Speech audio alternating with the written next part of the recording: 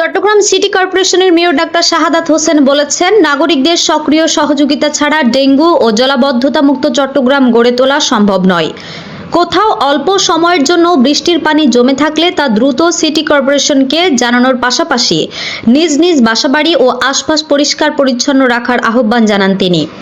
শনিবার সন্ধ্যায় রুমঘাটা কল্যাণ কমিটির সাধারণ সভা ও 2026-2028 মেয়াদের নবনির্বাচিত কার্যনির্বাহী কমিটির অভিষেক অনুষ্ঠানে প্রধান অতিথির বক্তব্যে মেয়র এসব কথা বলেন।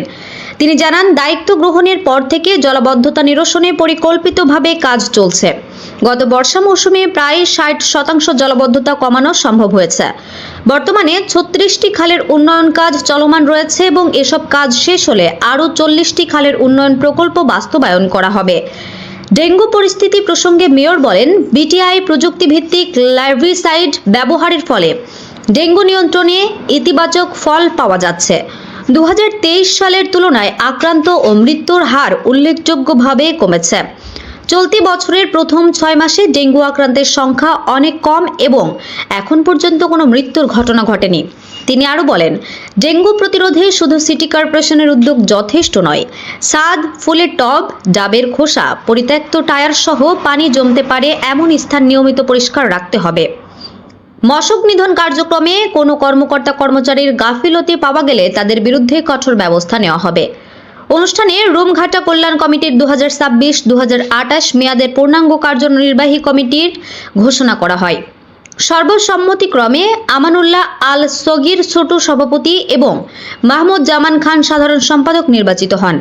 এ সময় বিশেষ অতিথি হিসেবে উপস্থিত ছিলেন কোতোয়ালী থানার নবনিযুক্ত ওসি জাহেদ নূর। সভাপতিত্ব করেন উপদেষ্টা পরিষদের কো-চেয়ারম্যান মতিউর রহমান খান। অনুষ্ঠানে এলাকার উন্নয়ন, পরিচ্ছন্নতা, সামাজিক সম্প্রীতি ও জনকল্যাণমূলক কার্যক্রম বাস্তবায়নে নবগঠিত কমিটির প্রতি আস্থা প্রকাশ করেন বক্তারা।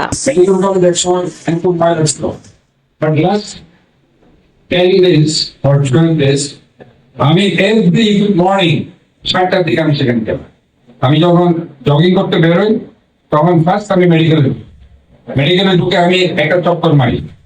আমার ওই কর্মচারীগুলো যে 10টা কর্মচারী আমি শুধু মেডিকেলের জন্য দিয়েছি পরিষ্কার রাখার জন্য, তারা তাদের আসার টাইম হচ্ছে 6টা থেকে 2টা। একটা গ্রুপ কাজ করবে 2টা থেকে রাত 10টা পর্যন্ত আরেকটা গ্রুপ কাজ করবে। এটা অলওয়েজ তারা ট্রেনিং কোনো ময়লা দেখলে সেটা পিক করে ট্রলিতে রাখতেছে এবং প্রত্যেকটা এই যে পূর্ব গেট, পশ্চিম গেট, মাজার গেট আমি পুরো একটা রাউন্ড মারি, তারা ক্লিন করছে। ফুটপাথ পরিষ্কার হচ্ছে কিনা দেখছি। আমার এটা 1 থেকে 1 ঘন্টা লাগে। 1 ঘন্টার মধ্যে আমি যেটা দেখছি ঠিক এইভাবে দেখতে হবে, শুধু বসে থাকলে হবে। আমার কথা হচ্ছে আপনাদেরকে আমরা নিয়েছি বসে থাকার জন্য।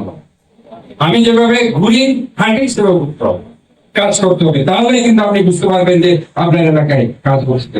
এই জনগণের সাথে কথা বলতে হবে, অফিসে গিয়ে কেউ আপনার সাথে কথা বলতে। আপনাকে এখানে আসতে হবে। আপনি যেহেতু মহিলা, আপনার একটা সুবিধা আছে, আপনার মাদের সাথে, বোনদের সাথে আপনি কথা বলতে পারবেন যে ভাই এখানে সকালে লালবিস্তাই এখানে মারছে কিনা। সকালেরটা হয়তো বা বাইরের লোকজন, কিন্তু ইভিনিং এ যেটা ফগার মেশিন দিয়ে স্প্রেটা কিন্তু কাছে থেকেও এটার একটা স্মেল যায়। কাজে এটা আপনি জিজ্ঞেস করলে তারা কিন্তু বলবে না এখানে তো স্প্রে মারা হয়।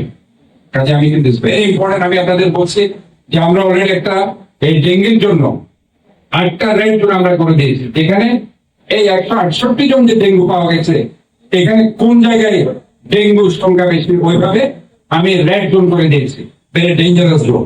1 নাম্বার হচ্ছে পশ্চিম বাঁকুড়িয়া 17 নম্বর, 2 নম্বর দক্ষিণ বাঁকুড়িয়া, 3 নম্বর কাটলি, 4 নম্বর হচ্ছে বাইগে 2 নম্বর ওয়ার্ড, 5 নম্বর হচ্ছে 5 লাইট 3 নম্বর, এরপরে হচ্ছে পলেঙ্গা, এরপরে হচ্ছে 39 নম্বর ইপিজেড। এই কোতোয়ালির মধ্যে হচ্ছে একটা পাথরঘাটা আর একটা আন্তর্জাতিক ওয়ার্ড। বাট যেগুলোতে খাল আছে, বিশেষ করে দেওয়ান বাজার খাল, হিজরা খালের কাজ চলছে, ওইগুলোতে একটা জিনিস মনে রাখতে হবে, এগুলোকে আমরা ইয়েলো জোন করেছি। আমরা মুগরটলিকে ইয়েলো জোন রেখেছি, আমরা হালি শহরকে ইয়েলো জোন, যেহেতু গত বছর ওই জায়গায় ডেঙ্গির রোগীর পরিমাণ বেশি ছিল। এবং বাকিগুলোকে আমরা আপাতত গ্রিন জোন রেখেছি। আমরা 3টা জোনে ভাগ করেছি, green, yellow and red.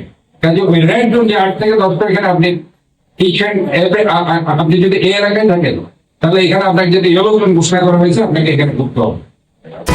HM Expert B500 CWR স্বাধীনতার সুবর্ণ জয়ন্তীতে নতুন বাংলাদেশ গড়ার প্রত্যয়। HM still,